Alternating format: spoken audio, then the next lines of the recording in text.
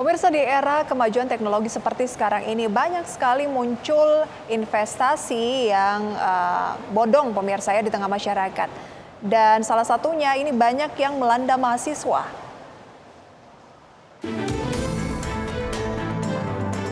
Dalam beberapa tahun terakhir ini banyak sekali bermunculan fintech atau aplikasi ilegal yang menawarkan investasi dengan return yang menggiurkan. Ironisnya, tidak sedikit dari masyarakat yang kurang melek literasi yang akhirnya menjadi korban dari penipuan berkedok investasi tersebut. Yang terbaru adalah yang dialami mahasiswa Institut Pertanian Bogor yang terjerat pinjaman online hingga 650 juta rupiah akibat penipuan. Belajar dari kasus penipuan berkedok investasi yang menjerat korban mahasiswa Institut Pertanian Bogor atau IPB, masyarakat perlu waspada dalam mengambil utang atau pinjaman. Berdasarkan penjelasan OJK, para korban terlilit penipuan berkedok investasi. Penipu mengarahkan para mahasiswa untuk mengambil pinjaman online di perusahaan pembiayaan dan fintech peer-to-peer lending yang resmi. Kemudian para korban menggunakan pinjaman itu untuk transaksi di toko online yang diindikasikan terafiliasi dengan pelaku penipuan. Berbagai sumber IDX Channel.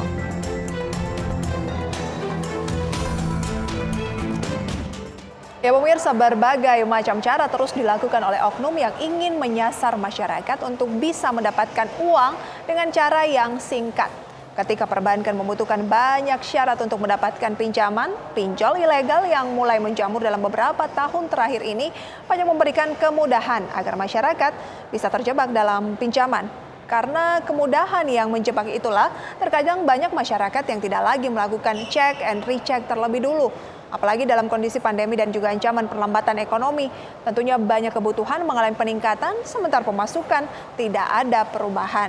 Nah, tidak jarang dari masyarakat yang secara pragmatis memilih pinjaman online, apalagi yang ilegal, untuk memenuhi kebutuhan sehari-harinya.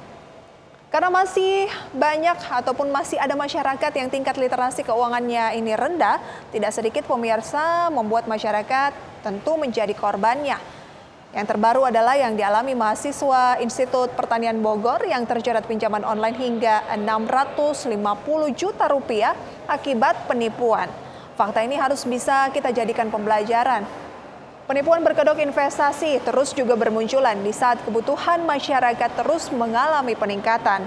Kejadian di kampus IPB ini juga menunjukkan bahwa peningkatan literasi keuangan masyarakat harus terus digerakkan bersama-sama oleh semua kalangan. Peningkatan keilmuan mahasiswa juga harus diikuti penguatan pemahaman terhadap produk dan juga layanan sektor jasa keuangan, sehingga para mahasiswa justru bisa menjadi pelopor atau agen literasi keuangan bagi masyarakat dalam memahami dan juga menggunakan produk dan juga layanan sektor jasa keuangan secara bijak dan tentunya benar. Ya, di era kemajuan teknologi informasi seperti sekarang ini, memperkuat literasi dan juga inklusi keuangan merupakan keharusan agar kita terhindar dari jerat penipuan berkedok investasi. Karena kerugian yang harus ditanggung negara, angkanya juga cukup signifikan. Berikut liputannya.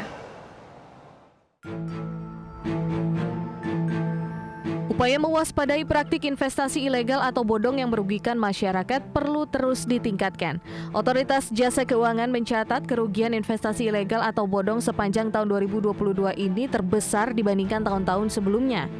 Satgas Waspada Investasi menyebutkan kerugian masyarakat akibat investasi ilegal mencapai 126 triliun rupiah untuk periode 2018-2022. Dari dana tersebut, mayoritas kerugian senilai 112,2 triliun rupiah dicatatkan pada tahun 2022. Meskipun jumlah kerugian investasi ilegal yang tercatat meningkat, Satgas Waspada Investasi mencatat jumlah entitas ilegal yang dihentikan justru mengalami penurunan, terutama terkait pinjol ilegal. Di sepanjang 2022 baru ada 619 pinjol ilegal yang dihentikan dibandingkan tahun 2021 yang mencapai 811 pinjol ilegal. Sementara untuk investasi ilegal jumlahnya hampir sama dengan tahun 2022, tercatat 97 investasi ilegal dan di tahun sebelumnya 98 investasi ilegal. Berbagai sumber IDX Channel. Jika kita melihat tayangan tadi pemirsa, tingkat kerugian akibat penipuan berkedok investasi ini memang sangat mengerikan. Bahkan angkanya terus mengalami peningkatan.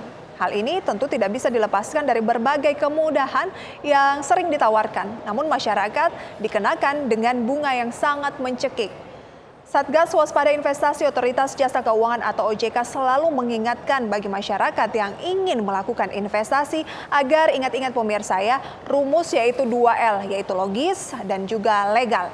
Legal artinya perusahaan atau investasi memiliki izin resmi dari lembaga yang berwenang dan masyarakat harus memastikan perusahaan investasi tersebut melakukan penawaran dengan izin yang diberikan. Jangan mau pemirsa diiming-imingi nanti akan didaftar atau nanti akan dilegalkan. Tapi harus sudah legal dulu ya.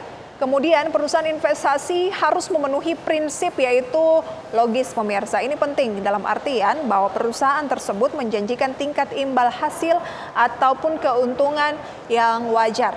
Karena ciri utama penipuan berkedok investasi pemirsa biasanya ampuh juga ini menjanjikan tingkat imbal hasil atau keuntungan dalam waktu yang singkat dengan angka yang tinggi.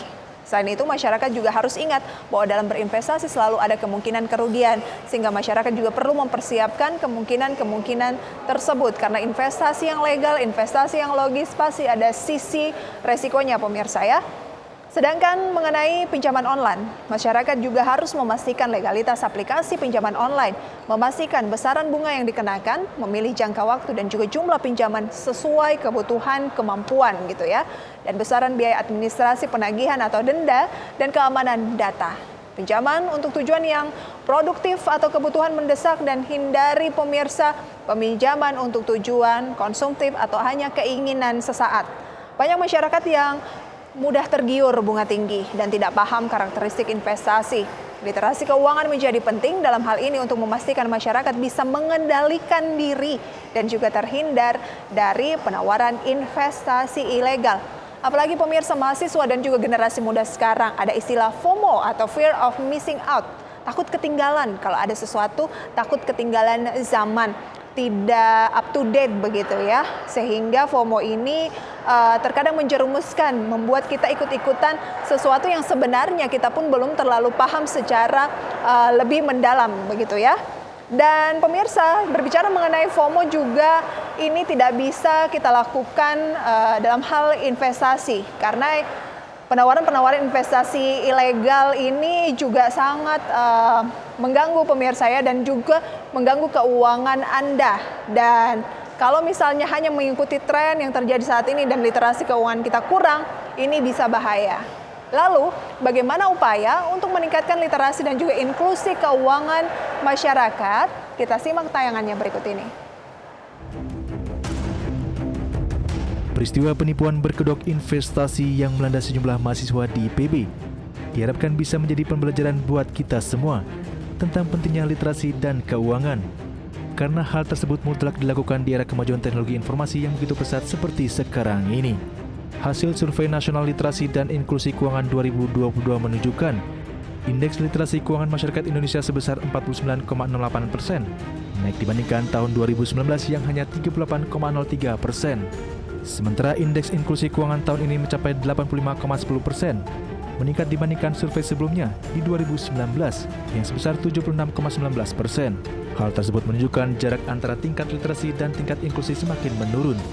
Dari 38,16% di 2019 menjadi 35,42% di 2022. OJK akan terus memperkuat dan memperluas program literasi keuangan di masyarakat melalui kegiatan sosialisasi dan edukasi secara offline atau online, serta melalui kampanye nasional yang masif dan penguatan sinergi serta aliansi strategis dengan berbagai pihak.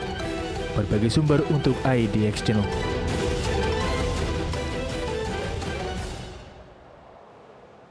Pemirsa, dalam tayangan tadi dijelaskan berdasarkan Survei Nasional Literasi Inklusi Keuangan 2022 menunjukkan bahwa indeks literasi keuangan masyarakat Indonesia ini sebenarnya sudah mengalami kenaikan. Dari sisi gender, indeks literasi keuangan perempuan ternyata lebih tinggi dibandingkan dengan yang laki-laki.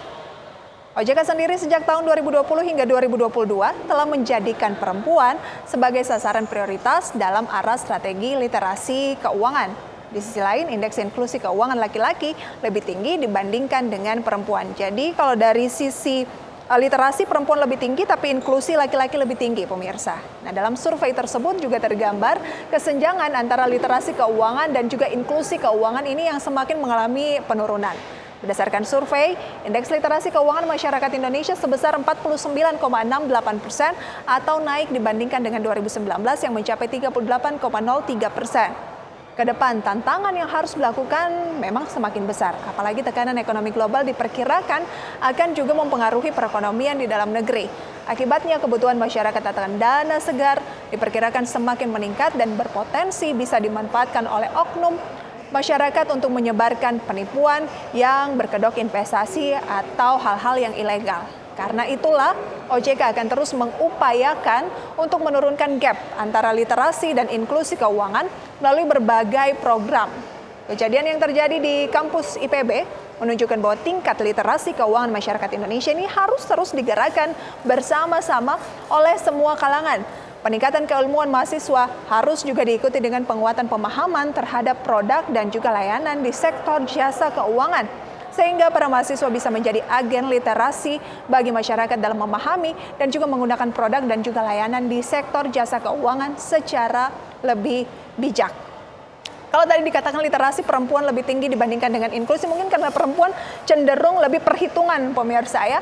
Tapi semoga informasi ini bisa menjadi referensi untuk Anda agar jangan mudah terjebak dalam investasi-investasi yang bodong, pemirsa ya. Ingat 2L, yaitu legal dan juga harus logis. Terkadang pemirsa sudah legal tapi mungkin tidak logis ataupun sebaliknya. Jadi dua unsur ini harus sepaket begitu ya.